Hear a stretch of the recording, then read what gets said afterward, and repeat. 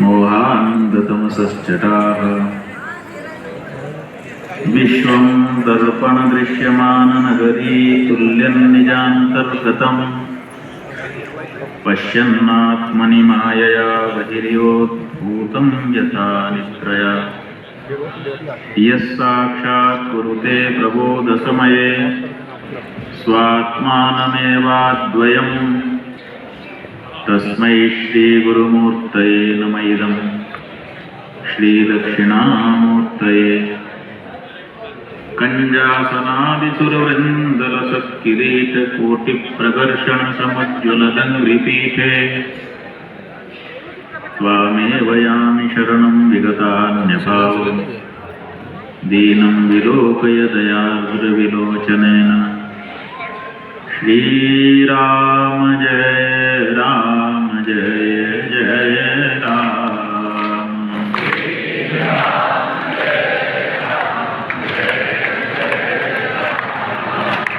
श्रीराम जय राम जय जय राम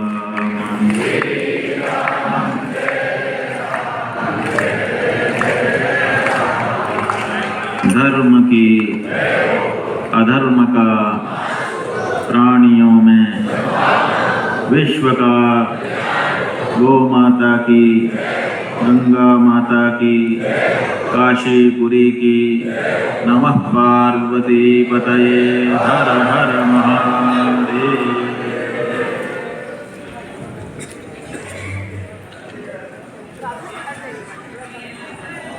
सभागार में विराजमान नारायण स्वरूप यतिवृंद,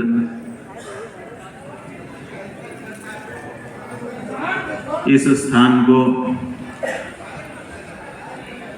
वैकुंठ का स्वरूप दे रहे हमारे वैष्णव संतगण, काशी विद्या की नगरी है, इसका प्रत्यक्ष प्रमाण यहाँ का ये विद्याओं का मूर्त स्वरूप विद्वत समुदाय, आदरणीय विद्वत समुदाय, भगवान शंकराचार्य, सनातन धर्म, हमारे ब्रह्मलीन गुरुजी महाराज और कुछ हमसे लगाव रखने वाले आप सभी आत्मीय जन, आज आपने बड़े उत्साह के साथ इस सभागृह में हमारे संन्यास की समज्ञा आयोजित की।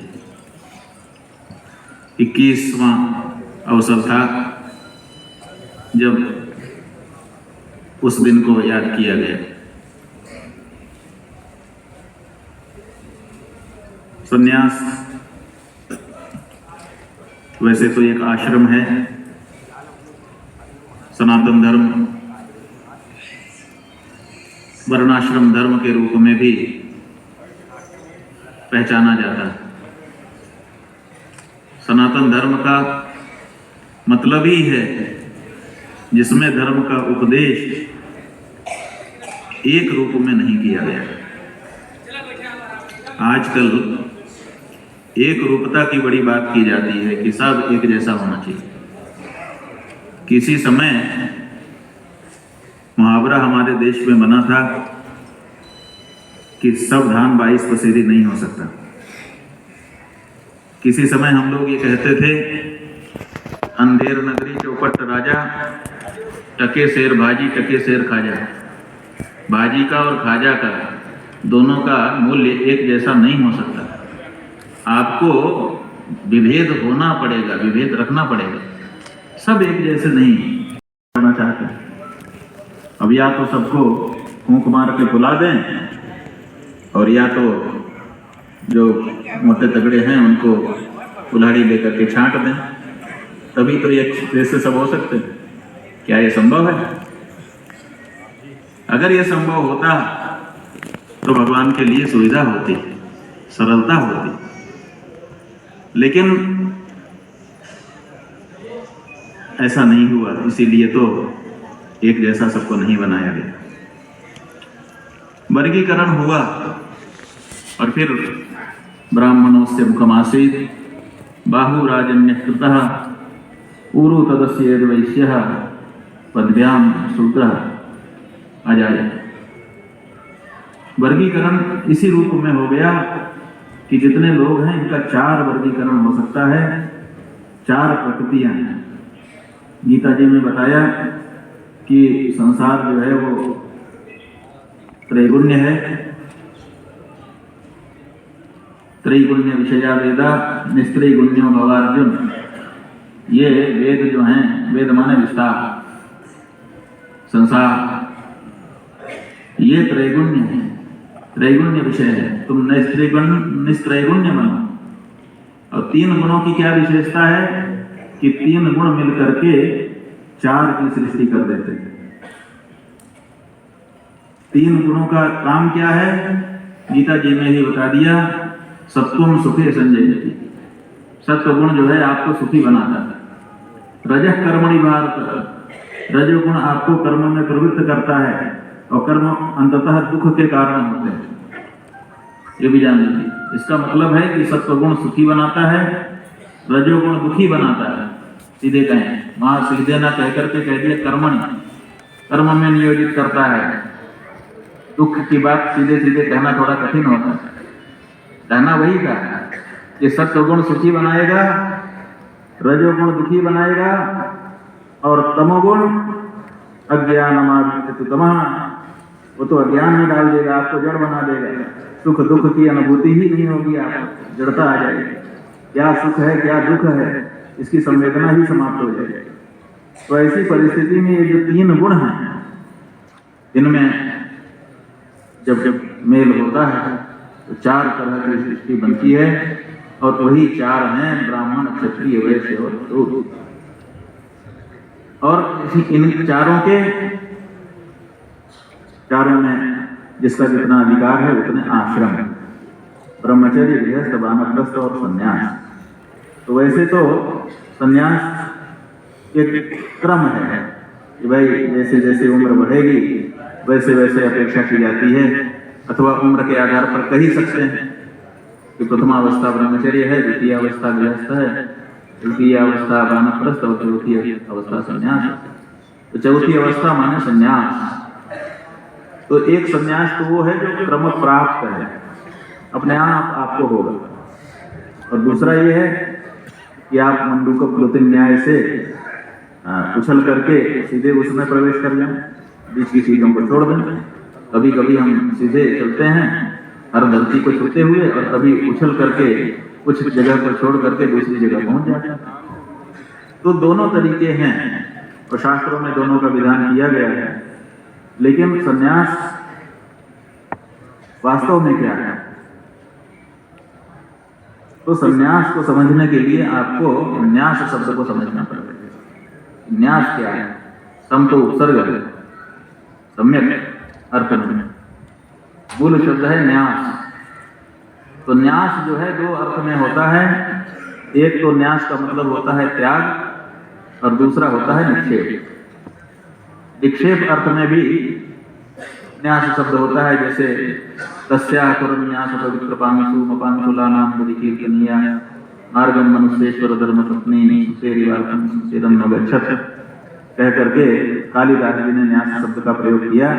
तस्याः कुर्मन्यास, तस्याः नंदिन्याः, जो नंदिनी नाम की गौ थी उसके खुर के न्यास से, माने उसके पाद विक्षेप से, जहां जहां वो चरण रखती थी उस जगह की जो धूल है पवित्र हो जाती है।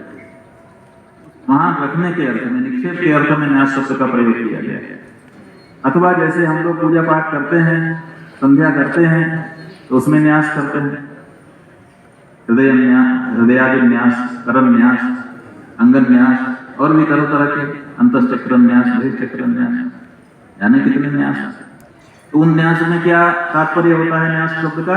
वहां भी निक्षेप आता है। कि माने मंत्रों से अमुक अमुक अंगों में मंत्रों की शक्ति का आदान करना, आपन करना। तो यहाँ न्यास शब्द का क्या अर्थ है? यहाँ निक्षेप अर्थ नहीं, यहाँ त्याग अर्थ है। त्याग अर्थ अगर है, न्यास का मतलब त्याग होता है, तो ये किस तरह का त्याग है? और अगर त्याग अर्थ है तो त्याग ही क्यों नहीं कहते हैं? हमारे यहाँ त्यागी भी होते हैं, हमारे वैष्णव संत यहाँ विराजमान हैं, उनके यहाँ त्यागी शब्द का प्रयोग होता है कि त्यागी ही है। तो हम लोग फिर त्यागी शब्द को ही हम लोग क्यों नहीं अपना लेते? हम सन्यासी क्यों कहते हैं? न्यास शब्द में और त्याग शब्द में क्या अंतर है? तो गीता जी के 18वें अध्याय में बता दिया कि दोनों शब्दों में थोड़ा अंतर है। क्या अंतर है? जो कर्म आप करते हैं उन कर्मों का जो फल है उसका उपभोग करने से आप मना करते हैं कि मैं त्याग करता हूं, इसको स्वीकार नहीं करता, वो है त्याग। और जो काम में कर्म है उनकी इच्छा ही छोड़ देना कि हम काम में कर्म करेंगे ही नहीं। जब करेंगे नहीं तो फल कहां से उत्पन्न होगा? फल उत्पन्न हो फिर त्याग करें। इससे अच्छा है कि जिस रास्ते जाना नहीं है उस रास्ते का पता ही क्यों पूछे, उस गांव का पता ही क्यों पूछे। तो न्यास में और त्याग में यही अंतर है कि जो न्यासी है वो कामना का बीज ही अपने मन से निकाल के फेंक देता है, और जो त्यागी है वो कामना करके फल उत्पन्न करता है और बाद में छोटा फल बड़े फल के लिए छोड़ता है। जैसे आपके हाथ में छोटा फल हो तो किसी के हाथ में बड़ा फल हो और वो कहे कि तुम अपना दे दो तो हम अपना दे देंगे, तो आप छोटे फल को छोड़ दो। आपके हाथ में पैसा होता है, आप उसको छोड़ देते हैं दुकानदार के यहाँ जाकर, अपने हाथ से उसके हाथ में दे देते हैं, त्याग कर देते हैं। किस लिए? इसलिए कि उसके बदले में आपके उपयोग की वस्तु दे देगा। वो पैसा आपके अंदर जो क्षुधा जागी है, वो जागी है, उसको दूर नहीं कर सकता। उससे जो अनाज मिलेगा, जो पका पकाया व्यंजन मिलेगा, वो व्यंजन जब आप खाएंगे तो आपकी क्षुधा निवृत्ति हो जाएगी। तो क्षुधा निवृत्ति के प्रयोजन से जितने का अनाज है उतना धन आप छोड़ देते हो, क्योंकि धन जो है छोटा पड़ गया, क्षुधा निवृत्ति में समर्थ नहीं हो रहा है, और वो उससे जो वस्तु आएगी वो क्षुधा निवृत्ति में समर्थ है। तो आप अपने उपयोग की वस्तु पाने के लिए आपके पास जो पहले से संचित है उसका त्याग कर देते हैं। तो ये त्याग क्या है? ये तो विनिमय हो गया, त्याग सही में हुआ ही नहीं। तो ऐसी परिस्थिति में जो न्यास है, एक और अर्थ है धरोहर के अर्थ।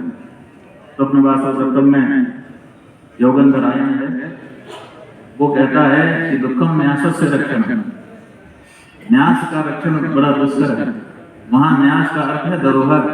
किसी ने आपके पास कोई वस्तु रख दी कि जरा इसको देखना, हम आते हैं, अब आप उसका उपयोग भी नहीं कर सकते और छोड़ भी नहीं कर सकते, आपको उसको रखना पड़ेगा, उपयोग नहीं कर सकते।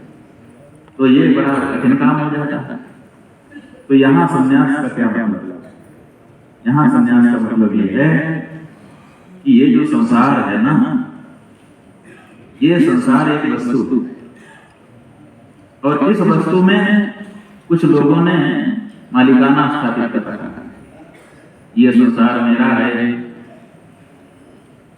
अब संसार पूरा किसी का नहीं है, तो कहते हैं मेरा जितना संसार है उतना तो मेरा है, जितना बड़ा मेरा प्लाट, जितना बड़ा मेरा घर, जितने मेरे रिश्ते मित्र, मेरा परिवार, उतना तो मेरा है। तो पूरे संसार में अथवा संसार के किसी एक अंश में आप अपना मालिकाना मान करके बैठे हैं, ये मेरा है, ठीक है। लेकिन बाद में क्या पता चलता है, जैसे जैसे उम्र बीतती चली जाती है, आपको धीरे धीरे पता चलने लगता है कि जिसको मैं अपना मानता था वो तो मेरा है ही नहीं। अंतम तो ही तजेंगे पामर रक्षू न तजे अवहिंगे। आपके गुरुजन आपको इशारा करने लगते हैं कि जिनको तू अपना मान रहा है ना, पकड़ के बैठा है, तू ना छोड़े चलेगा, लेकिन यही लोग तुझे छोड़ देंगे। प्राप्ति तुझे होने वाली नहीं है, क्यों? क्योंकि तेरी जो चीज नहीं है वो तुझे कैसे मिलेगी? ये चीज भगवान की है। तो कहा फिर मेरे पास क्यों है? कहा इसलिए है कि धरोहर है, ये न्यास है, तू इसका न्यासी है, केवल इसका संरक्षण करना, संवर्धन करना तेरा काम है। अपना मानना तेरी भूल है, तू अपना मत मान। तो वृद्धावस्था आती है तो इसका बोध होने लग जाता है, तब तक काफी कुछ साफ हो जाता है। तो इसलिए सहज रूप में संन्यास वृद्धावस्था में होने लग जाता है कि भाई चीज हो करके भी नहीं है अपने। और अगर नहीं कोई समझता है तब भी छोड़ना तो पड़ता ही। वसुधा काटी ही भाई मान नहीं प्रतिक्रिया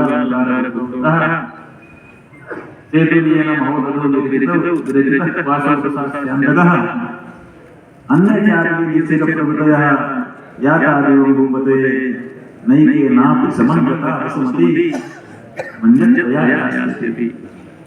किसी के साथ जब नहीं गई तो क्या अमुक के साथ चली जाएगी? किसी के साथ जाने वाली भी नहीं है। पत्नी रोज सेठ जी को समझाती थी यही ज्ञान कि थोड़ा दान पुण्य करो, कुछ है नहीं, अपना कुछ नहीं है। तो जो सेठ पति था वो कहता था कि तू समझती नहीं है। महात्मा जी के पास जाकर माता ने प्रार्थना की कि महाराज तुमको उपदेश दीजिए। कहा हमारे पास आए तब तो उपदेश करें, लेकिन वो बेचारी मान नहीं रही थी, बोली करिए करिए। तो बोले अच्छा ठीक हम ही जाते हैं सेठ जी के पास। तो महात्मा जी सेठ जी के पास पहुंचे। सेठ जी ने कहा कहो महात्मा जी कैसे आए? हमारे यहाँ तो सोने चांदी का व्यापार है, बताइए। तो उन्होंने अंटी से निकाला सोने का एक सिक्का, छोटा सा था। कहा सेठ जी ये रख लीजिए। ठीक है रख लेते हैं, आप कब ले जाएंगे? कहा आप तो हमारा आना तो मुश्किल है, हम बड़ी तीर्थ यात्रा में जा रहे हैं, मरने के बाद स्वर्ग में हम ले लेंगे। जहां भी हम मरेंगे तो स्वर्ग में आएंगे, तुम भी स्वर्ग में ही जाओगे, वहीं ले लेंगे। तो वो सेठ बोला कि महात्मा जी कैसी बात करते हो, देखने से तो ज्ञानी लगते हो लेकिन वो नहीं। कहा क्या ऐसा तुम क्यों कह रहे हो? कहा कि ये सिक्का कहीं स्वर्ग में जाता है। कहा अच्छा कोई इतना जानता है कि सिक्का स्वर्ग में नहीं जाता? कहा बिल्कुल जानता हूं। कहा जब जानता है तो काहे के इसका संग्रह कर रहा है बेटा?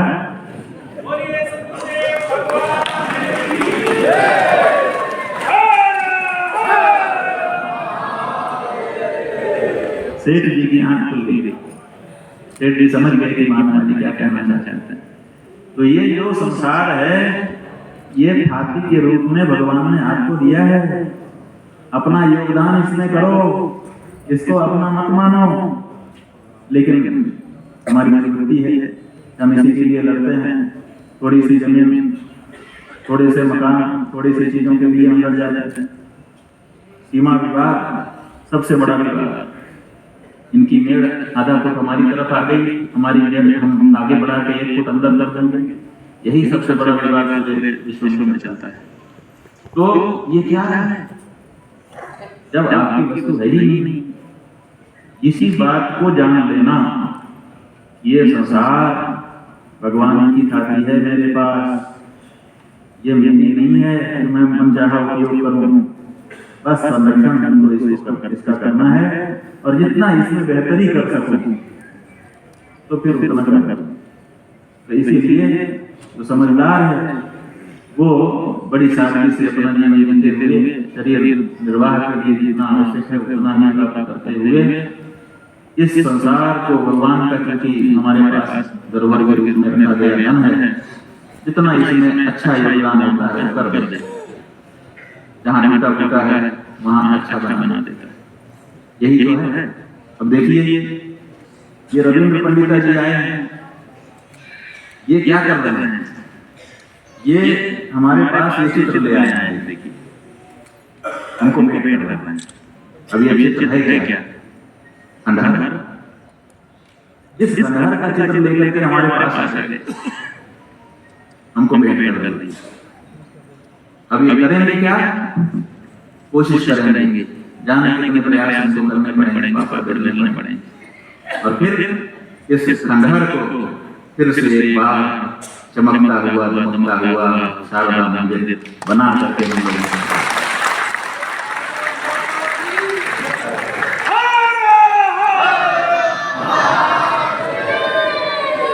मंदिर बना देंगे तो इनका मालिकाना नहीं हो जाएगा, ये भी जानते हैं।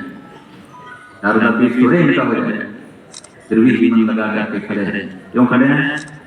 जो टूटा फूटा है उसको अच्छा कर दें। क्यों? क्योंकि भगवान की खाती है, टूटा हुआ उन्होंने दिया, जब लेने आएंगे तो टूटा ही उनको हम वापस करेंगे, कहेंगे अच्छा इसने कभी ध्यान ही नहीं दिया हमारी चीज का, जैसा हमने दिया था वैसे ही दे दिया। नहीं, दास कबीर ने ऐसी बड़ी ज्यों की क्यों धर दी, ज्यों की क्यों धर देना, ये कैसे स्वीकार हो सकता है? आपने अगर कोई चीज उलझा करके दी तो जब तक आप लौट के आए तब तक हम उसको सुलझा करके रख रहे हैं, तब समझें कि किसी के पास हमने कुछ रखा था। आप जल्दी में थे, आपने अपना पहना हुआ कपड़ा हमारे घर में छोड़ दिया तो चले गए। अब हमारा क्या कर्तव्य है? वैसे ही बासी हमारा कर्तव्य है कि उसको धुलवा करके, प्रेस करवा करके, पैक करके रखें, ताकि आप आए तो तुरंत उसको निकाल करके पहन सकें, ओढ़ सकें। ये नहीं कि आकर के जब स्नान करें तो पुराना कपड़ा धोना शुरू कर दें। तो ऐसी परिस्थिति में ये है संन्यास जो रविंद्र पंडिता जी कर रहे हैं कि भगवान ने जो कुछ हमको टूटा फूटा दिया है, हम अपने जीवन में प्रयास करेंगे कि उसको फिर से दिव्य और भव्य बना दें, और इसके लिए अपना जीवन समर्पित करेंगे। ऐसे सदुद्देश्यों के लिए बिना स्वार्थ की भावना के जब कोई कार्य करने लग जाता है तो वो उसी कोटि में चला जाता है। अब ये बात अलग है कि वहाँ कोटि रहेगी, क्योंकि सलिंग संन्यास जो है वो तो अलग ही वस्तु है, उसका तो एक प्रकार है, विधि है, विधि पूर्वक संन्यास अलग वस्तु है, और ज्ञान संन्यास, कर्म संन्यास, भावना से संन्यास अलग अलग वस्तु है, लेकिन है लगभग वही चीज। एक बात और हम इसी प्रसंग में कहना चाहेंगे कि देखिए, ये जो हमारे हाथ में चित्र है, ये सर्वज्ञ शारदा पीठ का चित्र। भगवान शंकराचार्य काशी आए थे क्योंकि उनके गुरु जी ने कहा था, जब गोविंद पादाचार्य जी से उन्होंने संन्यास धारण किया और एक चातुर्मास उनके साथ बिताया, तो उन्होंने अष्ट सिद्धियां उनको प्रदान की और वेदांत विद्या प्रदान की। उसके बाद आदेश किया शंकर की विजय के अनुसार बता कि तुम काशी जाओ। तो भगवान शंकराचार्य काशी गए, लेकिन कश्मीर गुरु आदेश से नहीं गए। कश्मीर तो आकर्षित होकर के गए, क्योंकि कश्मीर की शारदा अलग से वहां पर बैठी हुई थी, विद्वानों का बहुत बड़ा समुदाय है। कश्मीर में जो शारदा देवी है उनका भी बहुत विश्व इतिहास है। वहां पर एक से विद्वान हो गए। नमस्ते शारदा देवी कश्मीर पूर्ववासिनी कह करके आज भी हम लोग उनका प्रणाम करते हैं। वो कश्मीर में रहने वाली शारदा, वहां सर्वज्ञ पीठ था, 4 दरवाजे थे। इसी दरवाजे से प्रवेश करने के पहले वहां के पंडितों से शास्त्रार्थ करना पड़ता था, तब आपके लिए दरवाजा खुलता था, नहीं तो खुलता ही नहीं था। सब शास्त्रों के विद्वान वहां पर थे, शास्त्रार्थ करके उनको पराजित करिए तो आगे बढ़िए, नहीं तो वहीं रुक जाइए, उनसे अध्ययन करिए, ये उनका कहना था। शंकराचार्य गए तो उन लोगों ने कहा आपने पूरे देश में दिग्विजय तो कर ली, लेकिन यहाँ नहीं चले गए। सर्वज्ञ पीठ पर वही बैठ सकता है जो सर्वज्ञ हो। सब दर्शनों में कुशल, तो सब दर्शनों के लोग एक एक करके आए, भगवान ने सबको संतुष्ट किया। तब उनको आदर पूर्वक सब दरवाजे खोल करके सर्वज्ञ पीठ तक ले जाया गया और सर्वज्ञ पीठ पर उनको विराजमान। आज उस सर्वज्ञ पीठ की ये दिशा है। बहुत खराब लगता है लेकिन बंधुओं, हम संकेत में ही कहना चाहेंगे राजकुमारी कृष्ण प्रिया जी यहाँ आई थी, उन्होंने उतना संकोच नहीं किया जितना अभी हम करके मर्यादा बनाए रखें। उन्होंने विषय को रखा, अपने मन की पीड़ा को आपके सामने हमने कहा। ये खंडहर मुसलमानों ने मंदिर तोड़ दिया, कम से कम खंडहर छोड़ा हुआ है। समझ लेना बात को। खंडहर है तो फिर से नया करने के लिए हमारे मन में प्रेरणा जाग रही है।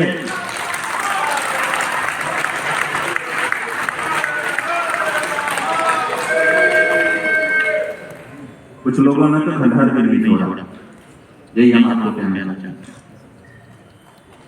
कम से कम खंडहर होता तो एक पीढ़ी के बाद, दो पीढ़ी के बाद फिर से हम उसको दिव्य भव्य बनाने के लिए चल सकते थे। लेकिन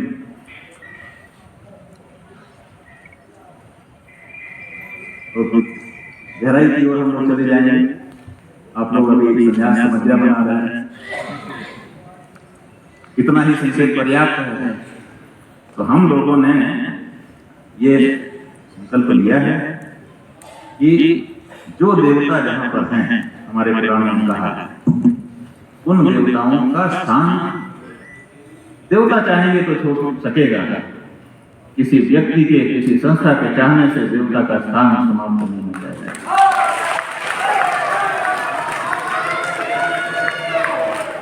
किसी व्यक्ति से, किसी संस्था से कोई वैमनस्य नहीं होने पर भी अपने देवताओं के प्रति, उनके स्थानों के प्रति आस्था श्रद्धा होने के कारण उनके बात करते हैं। और इस तरह की बात केवल एक जगह की नहीं, चारों तरफ ये हो रहा है। तो इस बारे में हम लोगों को सचेत होना ही होगा। और हम लोग हैं, और हमने आज हमारे सहयोगी हैं, जब हमने यहाँ गंगा का आंदोलन किया था तो एक अभय शंकर तिवारी नाम के व्यक्ति जब चित्तरंजन पार्क में 112 दिन का धरना हुआ था तो रोज आकर के उस धरने के छत पर बैठ थे। फिर धीरे धीरे हम लोगों से परिचय हुआ। वो अभय शंकर तिवारी उस समय बहुत मानसिक द्वंद्व में थे। एक दिन उन्होंने हमसे कहा कि मैं आत्महत्या करना चाहता हूँ। तो हमने पूछा चलिए कारण क्या है, क्यों करना चाहते हैं? तो उन्होंने अपनी समस्याएं बताई। तो हमने कहा कि देखिए, ये तो एक परिस्थिति है, और परिस्थितियां तो कैसी भी हों वो आती जाती है। तो बस तुम थोड़ी देर तक शांत बने रहो, थोड़े दिन के बाद ये परिस्थिति चली जाएगी, और फिर तुमको कोई मारने आएगा तो तुम बचने का प्रयास शुरू कर दोगे, अभी मरने का प्रयास कर रहे हैं। तो भगवान की कृपा से, भगवती गंगा की कृपा से गंगा जी के आंदोलन में इन्होंने भाग लिया। आज भगवान की दया से ये बहुत सक्षम हो चुके हैं और अब हमारी मदद करते हैं। जब हमको जितने लोगों की जरूरत होती है, उनके पास से हमको लोग मिल जाते हैं। धन की जरूरत पड़ती है कि धन की भी लेकर के सामने खड़े हो जाते हैं, ये भी मेरे पास ये गंगा जी की कृपा है। और जाने कितने लोगों को रोजगार दे रहा है, मैंने 100-150 से ज्यादा लोगों को उनका घर भी भर रहे हैं। उनके मन में निराशा आती है तो उनको भी संभाल रहे हैं। तो हमने देखा कि इनके ऊपर गंगा जी की कृपा है, तो इनको आज हमने जो हमारी परम धर्म संसद है उसका उत्तर प्रदेश का प्रमुख नियुक्त किया है।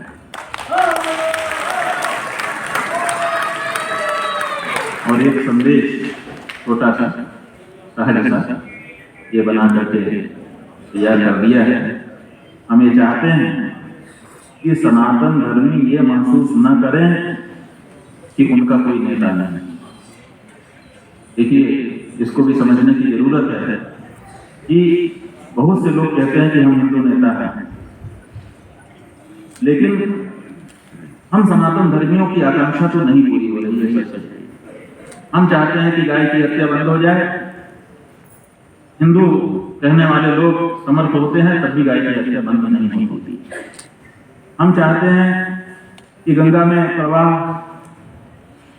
न रोका जाए, लेकिन गंगा का प्रवाह रोका जाता है। इसी तरह के और भी ऐसे अनेक उपक्रम हैं जो हम सनातनियों के हृदय में अलग तरह से प्रतिबिंबित होते हैं, लेकिन उनको पूरा करने वाला दूसरा कोई भी नहीं दिखाई देता। तो ऐसी स्थिति में सनातन धर्मियों का भी नेतृत्व सामने आना चाहिए। हम नहीं कह रहे हैं कि राजनीतिक नेतृत्व, कम से कम जो धार्मिक नेतृत्व है वही कोई सामने आए। कम से कम धार्मिक मामले में हमारा सनातन धर्मी कष्ट में न रहे। अगर उसको कोई धार्मिक समस्या है तो किसी को तो कह सके कि हाँ भाई हमारी ये समस्या है, अगर कर सको दूर सब करो। और हम लोग भी ये चाहते हैं कि आप सबके सहयोग से हम लोग सनातन धर्मी में चाहे कहीं हो, अपने देश में हो चाहे विदेश में, चाहे इस प्रदेश में हो चाहे दूसरे प्रदेश में, अगर उसको धर्म पालन करने में कोई समस्या आ रही है तो उसके मन में भी साफ होना चाहिए कि ये समस्या हमको अमुक से कहना है, और हमारे मन में भी ये साफ होनी चाहिए कि वो समस्या कहेगा तो उसके निवारण के लिए हमको भी दिन रात एक कर देना है ताकि किसी समस्या का निवारण हो जाए। और इसीलिए ज्योतिष पीठ पर हमारे अभिषेक के बाद हमने ये निर्णय लिया कि हम हर सनातन धर्म के दरवाजे ले जाएंगे और उसको बताएंगे कि हम हैं, बहुत ताकत हमारी नहीं है, लेकिन हमारा मन है तुम्हारी मदद करने में और सही में है। बोलो क्या समस्या है। और जब वो अपनी समस्या बताएगा कुछ नहीं तो हम कम से कम भगवान के सामने जाकर के उसका दुख रो करके पहुंचा कर देंगे और भगवान सुनता है। आपको अभी एक उदाहरण बताना है। हमारे तिरमठ में अचानक दरारें आने लग गई। 1000 से ज्यादा मकान दरारों से भर गए। कहीं छत टूटने लगी, कहीं धरती कसने लगी, कहीं खेत कसने लगे, सब परेशान हो गए। बहुत बड़ी समस्या उत्पन्न हो गई। लोग सोचते थे कि कल हमारा होगा कि नहीं, हम हमारे बच्चे जीवित रहेंगे, हम जीवित रहेंगे कि नहीं। और हम लोग दौड़ करके वहां गए। अभी सची जी ने और विधि जी ने, आशुतोष जी और भास्कर जी ने आपको बताया बड़ी परेशानी थी। सरकार ने राहत शिविर लगाए। राहत शिविर तो ठीक है, खाना मिल जा रहा है, रात को सोने के लिए उन्होंने तंबू दान दिए अथवा जगह खरीद दी किराए पर, लेकिन जो मन की दशा है उसका क्या होगा, तनाव का क्या होगा, भविष्य की चिंता का क्या होगा, तो सब लोग बड़ी परेशानी में थे। ऐसे समय में हम लोगों ने सुप्रीम कोर्ट में जाकर के गुहार लगाई। सुप्रीम कोर्ट ने कहा कि आप नैनीताल जाइए। नैनीताल का हाल पहले ही हम लोग देखे हुए थे, तो हम लोगों ने सोचा किसको कहें, सरकार से बात की। सरकार के लोगों ने कहा स्वामी जी हम कर रहे हैं, आप चिंता मत करिए। कर रहे हैं तो फिर चिंता क्यों है, हमको दिखाई देना चाहिए, चिंता हमारी दूर हो जानी चाहिए। तो खैर सरकार ने अभी तक नहीं बताया कि आखिर क्या कारण है जिसके कारण दरार आ रही है, जबकि 12-13 एजेंसियों से उन्होंने जांच कराई है। रिपोर्ट आज तक सार्वजनिक नहीं की, माने चिंता लोगों की बनी हुई है। तो ऐसी परिस्थिति में जब हमने देखा कि कोई नहीं है सुनने वाला, तो हमने जोशीमठ के लोगों को कहा कि हम जोशीमठ रक्षा महायज्ञ करें। कुछ लोगों ने हमसे कहा कि उससे क्या होगा। हमने कहा उसी से रक्षा होगी, अगर देवता हैं तो रक्षा करेंगे। तो हम लोगों ने वहां सिंह मंदिर का प्रांगण है, वहां जा करके होमात्मक सहस्त्र चंडी और नृसिंह भगवान के पुराण का पारायण और दूसरे जो ज्योतिषियों ने बताया है, यहाँ से भी आचार्य पाठी जी और दूसरे ज्योतिषियों के पास हमने अपना प्रश्न भेजा था कि प्रश्न कुंडली बनाना उनको बताइए कि जोशीमठ रहेगा तो चला जाएगा और रहेगा तो फिर क्या उपाय करना चाहिए। तो इन्होंने भी हमको लिख करके भेजा कि ये उपाय करिए। और भी कुछ ज्योतिषियों से हमने पूछा, जो उपाय बताया हमने सबका अनुष्ठान करने का निश्चय किया और सहस्त्र चंडी और महात्मा शुरू की। वहाँ पंडित ही उपलब्ध नहीं, तो फिर कई दिनों का हमको करना पड़ा। 61 दिन तक वो यज्ञ चला और जो दरारें रोज बढ़ रही थी, जैसे ही यज्ञ शुरू हुआ उसी दिन के बाद से दरारों ने बढ़ना बंद कर दिया। और इसके बाद 61 दिन बीत गए। लोग जहाँ राहत शिविर में रह रहे थे वो अपने घरों में जा जाके रहने लगे और कहने लगे कि अब हमको रात को नींद आती है, दिन को भूख लगती है, हमारे मन से चिंता गायब हो गई है, बाकी भगवान जो करेगा वो देखा जाएगा। ये कैसे होगा? इसका मतलब है कि देवता के सामने जब हम शुद्ध हृदय से पुकार करते हैं तो देवता हमारी पुकार सुन करके हमारी रक्षा करते हैं। धर्मो रक्षति रक्षितः, रक्षितः धर्मः रक्षति। जब हम धर्म की रक्षा करेंगे तो हमारे द्वारा जो रक्षित धर्म है वो हमारी रक्षा करेगा।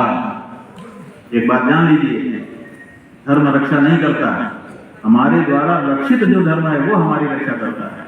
कोई भी आदमी हमारी रक्षा नहीं करता। जिसको हम रक्षा में नियुक्त करके वेतन देना शुरू कर देते हैं वो हमारी रक्षा करता है।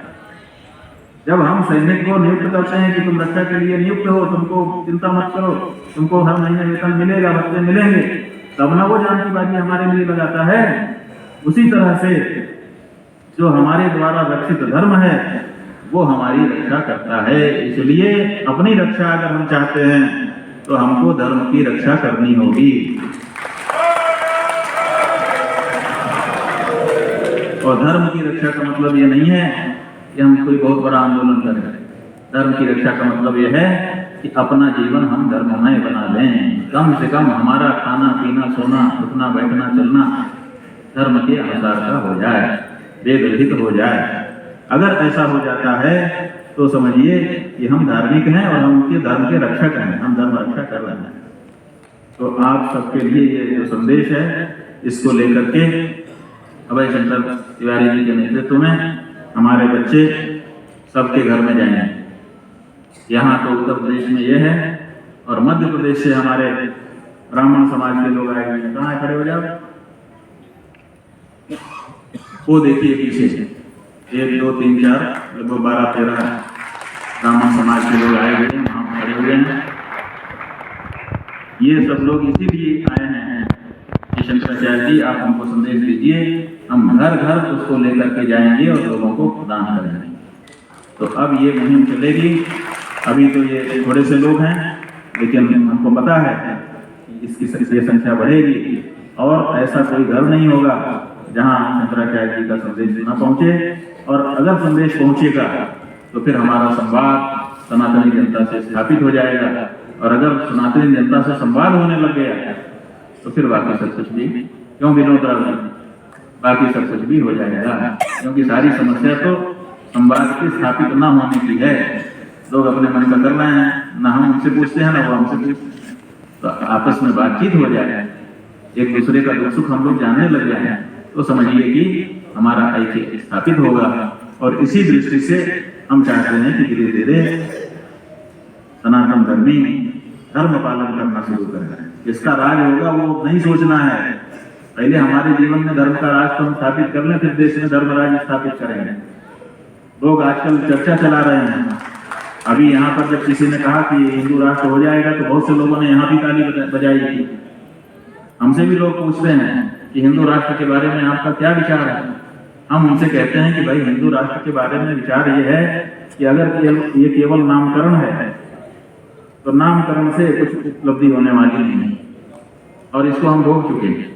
आप लोगों के सामने हमने 5 मांगे मानी थी गंगा सेवा अभियान में, और पहली मांग थी कि गंगा को राष्ट्रीय नदी घोषित किया जाए और गंगा राष्ट्र नदी घोषित हो गई, माने गंगा का नाम राष्ट्र नदी हो गया। लेकिन गंगा को क्या फायदा हुआ? 2008 में ये हो गया, अब 2023 ईस्वी का समय आ गया। गंगा का क्या फायदा हुआ? 1 लीटर भी गंगा पानी गंगा में जाने से रुका? एक भी बांध गंगा में बनने से रुका? और भी जो गंगा का दोहन तरह तरह से हो रहा था, क्या उसमें कोई कमी आई? तो केवल नामकरण हो जाने से अगर कामकरण हो जाए तब तो बात अलग है। ऐसे ही हमारे देश का नाम हम हिंदू राष्ट्र रख दें, उससे उपलब्धि क्या होगी? आज तक किसी संस्था ने, किसी व्यक्ति ने, जो लोग ये मुहिम चला रहे हैं, कोई प्रारूप हम लोगों के सामने नहीं रखा कि हिंदू राष्ट्र ऐसा होगा। और जब तक कोई प्रारूप नहीं है तब तक उस पर क्या विचार किया जाए? और धर्म सम्राट स्वामी कृपात्री जी महाराज ने कहा ही था, उनका वाक्य पहले से मुद्रित है। उन्होंने कहा था कि हमें हिंदू राष्ट्र नहीं चाहिए, हमें तो राम राज्य चाहिए, क्योंकि हिंदू राज्य तो रावण और कंस का भी थी, लेकिन प्रजा कहाँ सुखी थी? हमको तो ऐसा राज्य चाहिए जिसमें प्रजा सुखी हो जाए। क्या सुराज प्रिय प्रजा तुखारी, तो नृप अवश्य नरक अधिकारी, दैहिक दैविक भौतिक तापा, राम राज कामनी। राम राज्य ऐसा राज्य है, आदर्श राज्य है जिसमें ऐसी व्यवस्था बनाई गई थी जिसमें किसी को दुख नहीं था। तो अगर हमको स्थापित करने के लिए प्रयत्न करना है तो उसी आदर्श राज्य को स्थापित करने का प्रयत्न करना है। बाकी राज्य केवल अमुक का राज्य हो जाए, नाम हो जाने से कुछ नहीं होने वाला है। तो इस दिशा में भी हम लोगों को सोचना है। जिसको जो मन में आ रहा है वही कर रहा है। आप समझिए, अभी हमारे सामने गुजरात से बरूमल स्थान कोई जगह है, वहां से चिट्ठी आई। अभी जब हम यहाँ आने वाले थे तभी किसी ने भेजा और उन्होंने कहा कि आज आपकी सभा है, आप ये बात पर विचार करिए। इसमें क्या है कि एक किताब छापी गई है जिसमें ये लिखा हुआ है कि आदि शंकराचार्य विरचित 12 ज्योतिर्लिंग स्तोत्र। तो 12 ज्योतिर्लिंग की जगह उन्होंने कर दिया 13 ज्योतिर्लिंगानि स्तोत्रम, और नीचे लिख दिया आदि शंकराचार्य विरचित। आदि शंकराचार्य जी ने 13 ज्योतिर्लिंग के स्तोत्र को लिखा। आप में से किसी ने आज तक सुना था, लेकिन अब छपा हुआ मिल गया, क्योंकि किसी ने एक श्लोक लिख करके रख दिया। सौराष्ट्र सोमनाथम च श्रीशैले ये सब है, और आगे लिखा है बरु गाने तु भावे स्थापितम मानसी तटे दर्शनेन भवेत् पुण्यम पूजनम मुक्तिदायकम। संस्कृत का श्लोक बना दिया, अब वो 13 हो गया। अब एक और ज्योतिर्लिंग स्थापित हो गया। आपके काशी विश्वनाथ मंदिर जो काशी में है, उसके मुख्य अर्चक हैं पंडित श्रीकांत तिवारी। कुछ दिन पहले हमसे वो मिले थे। उन्होंने हमसे कहा कि बड़ी समस्या है। मैंने कहा क्या? बोले 12 ज्योतिर्लिंग के बारे में एक बैठक हुई थी जिसमें हमको आमंत्रित किया गया था, लेकिन उसमें कई लोग आपस में लड़ रहे थे कि हम हैं ज्योतिर्लिंग, वो कहता था हम। इस बारे में कुछ निर्णय लिया जाना चाहिए। ऐसे अनेक मामलों में मनमानापन हो रहा है, तो इस मनमानेपन को भी रोकने की आवश्यकता है। और उसके लिए हमने ये सोचा है कि एक काशी में धर्म निर्णयालय की स्थापना कर दी जाए। आज के इस अवसर से हम उसकी घोषणा कर रहे हैं। उसका स्वरूप आपको बता करके तब हम परसों जाएंगे, कल बता देंगे। हमारे कुछ विद्वान उसमें पहले बैठेंगे। सभी जो लोग भी देश में ऐसे हैं जो अपने आप को ज्योतिर्लिंग कह रहे हैं, पहले इसी मुद्दे को ले रहे हैं।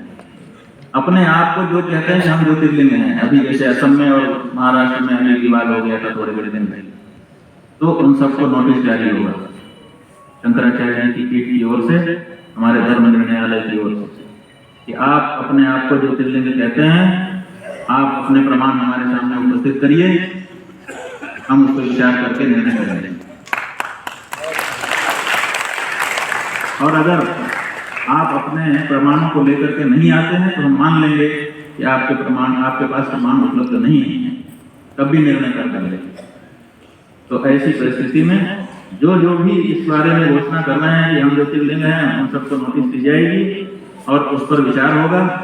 जो प्रमाण होंगे उनके बारे में, और अपने पास भी अगर कुछ प्रमाण है तो उनको भी हम अपनी तरफ से प्रस्तुत करके विचार करेंगे और उस पर निर्णय करेंगे। फिर उसके बाद अपील का भी अवसर होगा। ये एक लेयर पर, एक स्तर पर ये कार्रवाई होगी। दूसरे स्तर पर फिर अपील करेंगे, अपील का निर्णय आएगा, और उसमें भी अगर किसी के मन में होगा कि यदि निर्णय नहीं हुआ तो फिर वो निर्णय हमारे सामने आएगा और हम अपने विद्वानों के द्वारा उस पर गहन अनुशीलन करके अंतिम निर्णय प्रदान करेंगे। शंकराचार्य का निर्णय अंतिम होगा।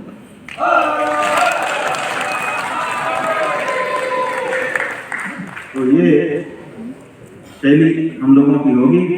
एक एक मुद्दा आता जाएगा, उस पर गहन विचार करते हुए धर्म निर्णय देना आरंभ करेंगे, क्योंकि अस्मिन् अर्थे सम्मति नहीं चलेगा कि आप किसी भी अर्थ में सम्मति दे दें। कहीं भी 4 लोगों की बैठक हो गई, कुछ भी कह दिया, कोई श्लोक बना देगा संस्कृत का विद्वान और लिख देगा कि बरु गामे तु भावेशं स्थापितं मानसी तटे। अगर ऐसा कोई श्लोक बना देगा तो इतने मात्र से वहां ज्योतिर्लिंग हो जाएगा। ये भी पूरी कल्पना है और इस सबको स्वीकार नहीं किया जा सकता है। धर्म निर्णय होगा, विद्वानों का पैनल उसमें ठीक से विचार करेगा, जो प्रमाण होंगे उनके अनुसार निर्णय किया जाएगा। यहाँ पर जो विद्वज्जन पधारे हैं उन सबसे हम अनुरोध करेंगे कि आप धर्म निर्णयालय में अपना सहयोग प्रदान करें। और यहाँ पर जितने विद्वान आए हैं, अभी तो अवसर नहीं है, लेकिन हमने सबका चित्र तो अभी संग्रह हो ही जा रहा है और सूची भी नहीं है। हम इन सब को एक अलग कार्यक्रम करके ज्योतिर्मठ मयूख उपाधि से अलंकृत करेंगे और इन सबकी जो मठ की तरफ से संभव सेवा है वो सेवा भी आरंभ करेंगे, क्योंकि विद्वानों की सेवा विद्या की सेवा है। विद्वान की सेवा हम नहीं कर सकते, हम विद्या की सेवा करते हैं, क्योंकि वो विद्या विद्वान में बसती है, इसीलिए विद्वान की भी सेवा करते हैं। विद्या ब्राह्मण के पास गई, गोपाय माम सेवदिष्टे हम उसमें, तुम्हारा धन मैं ही हूँ, मेरी रक्षा करो, और तब से ब्राह्मण उनकी रक्षा करते चले आ रहे हैं। इसीलिए विद्या की सेवा ब्राह्मण की सेवा के माध्यम से होती है, विद्वान की सेवा के माध्यम से होती है। इसलिए आप सबके माध्यम से हम विद्या की सेवा को जारी रखना चाहेंगे। जो शास्त्रार्थ विद्या मठ में पहले होता था, बीच में हमारा मन टूट गया, क्योंकि आप में से कुछ पंडितों ने जो मंदिर तोड़े जा रहे थे, मूर्तियां तोड़ी जा रही थी, उनके बारे में लिखित समर्थन कर दिया, तो हमको अच्छा नहीं लग रहा, अश्रद्धा हो गई हमारे मन में, और फिर हमने उस अश्रद्धा को प्रकट भी किया। जो जो संबंधित विद्वान थे उन सबको हमने टेलीफोन करके अपने मन की भावना कह दी थी, छुपा करके हमने देश किसी से नहीं किया कि आपकी ये बात गलत है। कुछ लोगों ने उसमें से कहा कि हाँ हमसे गलती हो गई, तो हमने उनको अच्छा माना, और कुछ लोगों ने हमारे कहने का बुरा मान लिया, उसकी हम फिक्र नहीं करते हैं। आपको बता दें, अगर सच बात कहने से आपको बुरा लगता है तो उसकी परवाह हम नहीं कर सकते, क्योंकि उसकी परवाह अगर हम करेंगे तो हम भी गलत हो जाएंगे। तो इस दृष्टि से हमारी बात सदा से साफ रही है, साफ ही रहने वाली है। हम ये चाहते हैं कि विद्वज्जन अपनी विद्या का उपयोग सनातन धर्म की रक्षा के लिए करें, परंपराओं की रक्षा के लिए करें। और आपने जैसा सुना, काशी में 10,000 बच्चों का गुरुकुल स्थापित करने का संकल्प हमने लिया। आप सबको मिलकर के वहां आने वाले बच्चों को पढ़ाना लिखाना है, उसके बारे में परामर्श देना है, और उस गुरुकुल को मूर्त स्वरूप प्रदान कर देना है। जब हम काशी आए थे तो हमको गीता जयंती में जो गीता पर प्रवचन करने के लिए किसी रविवार को मालवीय भवन को लोग ले गए थे। मालवीय भवन में हमने देखा कि वहां पर एक फोटो पर लिखा हुआ था, मालवीय जी का वक्तव्य था। वो जब जाते थे चंदा मांगने के लिए विश्वविद्यालय के लिए, तो कहते थे लोगों से कि आप कल्पना करिए कि सूर्य उदित हो रहा होगा और 10,000 बच्चे भगवान सूर्य उदित होते हुए भगवान सूर्य को अर्घ्य दे रहे हैं। तो लोग प्रभावित होकर के उनको चंदा देते थे कि हाँ हम ऐसा दृश्य देखना चाहते हैं। मालवीय जी की वो इच्छा पूरी नहीं हुई है, उसी इच्छा को और हमारे जगत गुरु जी महाराज के आदेश को, दोनों को मिला करके हमको पूरा करना है। और हम चाहते हैं कि ये जो जगत गुरुकुल बनेगा, इसमें पढ़े हुए बच्चे ही आगे चल करके भारत का नेतृत्व करेंगे, भारत को पुनः भारत बनाने के लिए। क्योंकि भारत भारत नहीं रहा, जैसे ही संविधान बना भारत इंडिया व्यतीत भारत हो गया, माने पहला नाम इंडिया हो गया था, दूसरा नाम भारत था। अब न्यू इंडिया की बात चल रही है। इंडिया से भी पेट नहीं भर रहा है हमारे लोगों को, वो न्यू इंडिया की चर्चा कर रहे हैं। तो जब न्यू इंडिया होगा तो तीसरे नंबर पे भारत चला जाएगा, क्योंकि न्यू इंडिया पहले नंबर पर होगा, इंडिया दूसरे नंबर पर, और भारत तो तीसरे नंबर पे चला जाएगा। तो वो तीसरे नंबर पर पीछे की तरफ खिसकते जा रहे भारत को पहले नंबर पर लाने के लिए कोई न कोई प्रयास हम लोगों को करना होगा। हम लोग ये चाहते हैं कि भारत भारत रहे, भारत जो है वो कुछ और न बन जाए, काशी काशी रहे, कुछ और न बन जाए, हम रहें, कुछ और न बन जाए। ये हमारी भावना है। अगर सही हो तो समर्थन करिए, अगर गलत हो तो विरोध करिए, सामने आइए और कहिए कि यहाँ तुम गलत हो रहे हो, हम आदर देंगे आपकी बात। अगर आप सही से हमको गलत करेंगे तो हम बदल देंगे और अपनी गलती सुधार लेंगे। और पूर्व में हमने किया है, यहाँ पर बुजुर्गजन हैं, जब एक बार चातुर्मास में हमसे सीमोल्लंघन हो गया था तो भूल से तो हमको जैसे ही ध्यान आया तुरंत हम लौटे और विद्युत सभा आपकी चल रही थी नागबुक पर, और वहाँ हम गए तो सब विद्वानों के सामने हमने कहा कि हमसे एक बड़ी गलती अभी हो गई है, प्रायश्चित बताइए। जो लोग वहाँ उपस्थित रहे होंगे वही तो होगा ही आपसे, वो जानता होगा। तो कहीं हमसे भूल हो जाती है तो उसको तत्काल सुधारने का हमारा भी नियम है। कोई ऐसी बात नहीं है और ऐसा कोई दावा नहीं है कि हमसे कुछ गलत चिंतन नहीं हो सकता है, हो भी सकता है, तो उसको भी सुधारिए, लेकिन मिलजुल करके हम लोग एक सही दिशा पकड़ें, क्योंकि इसकी बड़ी जरूरत है। आज सनातन धर्म की स्थिति ये है कि 100 करोड़ लोग हैं सनातन धर्म की गिनती में, लेकिन असल में देखने चलें तो सनातन धर्म के अनुसार जीवन जीने वाले शायद कुछ हजारों में लाखों में हों, इससे ज्यादा नहीं। बाकी सब किसी के सिर में चोटी नहीं है, किसी के माथे में तिलक नहीं है, किसी के धोती में कांच नहीं है। क्या है, क्या हिंदू हुआ? खाने पीने का, उठने बैठने का तरीका सब बदल चुका है। हम तो हिंदू नाम के ईसाई हैं आज की तारीख। अगर गलत कह रहे हो तो बोलो। तो ये नहीं, भारत में भारत की भाषा, भारत की भूषा, भारत का भाव, भारत का प्रवेश जब तक नहीं लौट करके आता है तब तक भारत भारत कैसे हो जाएगा जी। इसलिए भारत को भारत बनाने की आवश्यकता है। भारत को भारत बनाने के लिए संस्कार देने होंगे। अब विद्यालयों में अक्षर पढ़ाए जा रहे हैं, विषय पढ़ाए जा रहे हैं, लेकिन संस्कार समाप्त हो गए। तो ऐसी परिस्थिति में वो हमारी जो प्राचीन प्रणाली थी उसको भी हमें लेके आगे आना है। और ये जब चीजें भी करनी है, समय तो सदा ही कम रहता है, विशेष करके बाद में बोलने वाले भी नहीं। भारत में हमने वही गणेश शास्त्री जी हैं, गणेश दत्त जी, उनके यहाँ एक बार कहा था, अभी उनको देख के याद आ गई बात, कि भारत में सबसे बड़ा अध्यक्ष सभाध्यक्ष लोकसभा अध्यक्ष है, और लोकसभा अध्यक्ष की क्या विशेषता है, उसको बोलने का कोई टाइम नहीं है। वो केवल तुम बोलो, तुम बैठो, इतना ही बोल पाता है, इससे ज्यादा बोल ही नहीं पाता है। तो ऐसी परिस्थिति में ज्यादा तो क्या बोलना है। आज का दिन तो बस एक ही करने का था। आप और हम आज यहाँ पर समवेत हुए तो समझिए एक आप और मैं कोई अंतर नहीं है, कोई भेद नहीं। और ये जो अद्वैत का चिंतन है व्यावहारिक धरातल पर कुछ अंशों में यहाँ पर प्रतिफलित हुआ, तो ये जो एकता है इसी का हम लोगों का सुख है। आपको भी अच्छा लगा कि इतने सारे लोगों के साथ आप इकट्ठे हुए, हमको भी अच्छा लगा। अनुभूतियां तो एक ही जैसी हैं हम लोगों की। नमक आपको भी नमकीन ही लगेगा, चीनी आपको भी मीठी लगेगी, हमको भी लगेगी।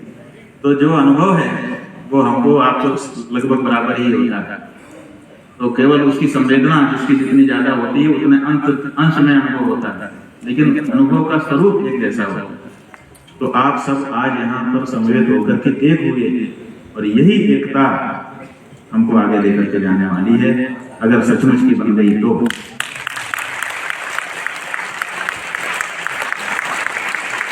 और जहां तक ज्योतिषपीठ का सवाल है, हम आपको बता देना चाहते हैं, ज्योतिषपीठ में हम लोगों ने कार्यक्रम किया था, ऐतिहासिक कार्यक्रम हुआ था। 3 पीठों के शंकराचार्य वहां पर विद्यमान थे।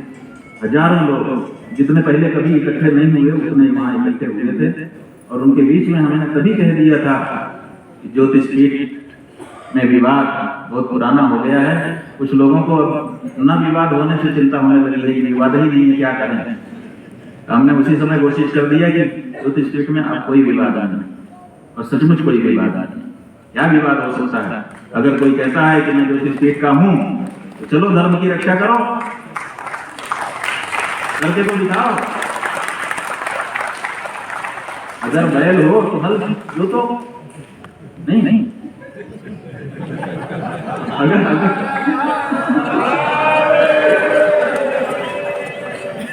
तो हल तो जोड़ना नहीं है और बैल बने रहना, ऐसा नहीं चलेगा। आप धर्म की रक्षा के लिए आगे आइए, आपका सम्मान है। आपके मन में अगर कोई ऐसी जिद है कि मैं अमुक माना जाऊं, वो हम लोग मान लेंगे, लेकिन आपका काम तो जोरदार हो। जोरदारी से कोई कार्य करके दिखाइए, करिए, कौन कौन है आगे आइए। तो समस्या तो यह है कि लोगों को केवल ज्योतिष पीठ की जो महिमा है उसको कैश करना है। शंकराचार्य जी ने, हमारे पूर्वज सन्यासियों ने समाज में जो गरिमा महिमा स्थापित कर दी, जिसके कारण गेरुआ देख करके लोगों का सिर झुक जाता है, उसका लाभ केवल लेना है। सेवा अपनी तरफ से करके उसको और समृद्ध करने के लिए कितने लोग आ रहे हैं। अगर आगे आए तो उनका स्वागत है। विवाद की कोई बात करता है तो बिल्कुल गलत है। कोई विवाद नहीं है, विवाद हो भी नहीं सकता है। अगर हम तुम एक ही परिवार के हैं तो क्या विवाद है। हमारा भी तुम्हारा भी कर्तव्य है कि हम अपने पीठ को आगे लेकर के जाएं, अपने धर्म को आगे लेकर के जाएं। अगर हम कोई आता है तो उसको भी काम में लगाना है। अगर वो सक्षम है तो हम उसके पीछे हो जाएंगे, और अगर नहीं तो फिर वो हमारे साथ चले, क्या दिक्कत है। और हम लोग मिलकर के कार्य करें तो कोई विवाद कहीं नहीं है और ना हो सकता है।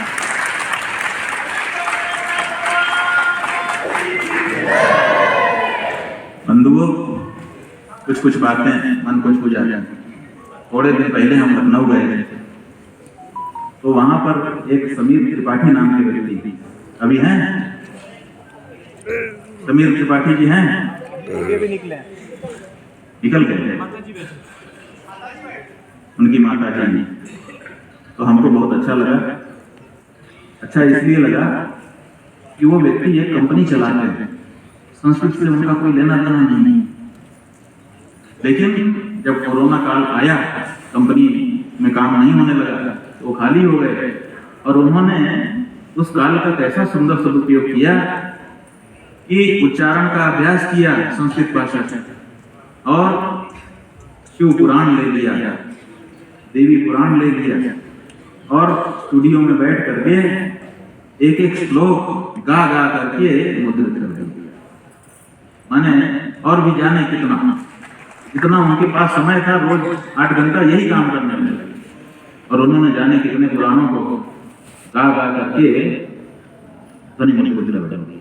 जैसे रामायण गाई है, ऐसे ही उन्होंने पुराणों को गाना शुरू कर दिया, और लगभग सही उच्चारण है उनका। तो हमने जब सुना तो हमको बड़ा अच्छा लगा। तो हमने उनको कहा कि आपको शास्त्रगान शिरोमणि की उपाधि हम देना चाहते हैं। वो लखनऊ में जाके हमको देना था, लेकिन जब हम काशी आए तो हमको लगा कि काशी में ये भी उनको देना चाहिए, क्योंकि और किसी को प्रेरणा मिल जाए तो लोग इस तरह का कुछ अच्छा कार्य करने लगे। तो हमने उनको काशी बुलाया और उनको ये उपाधि तो दी गई, लेकिन हमारा मन नहीं भरा। इसलिए हम चाहते थे कि उनको अलग से हम ये जो बड़ी माला हमारे पास है इसको पहना करके आप सबके कल्पना के बीच में सम्मानित करें। लेकिन उनको भी काम रहा होगा, चले गए।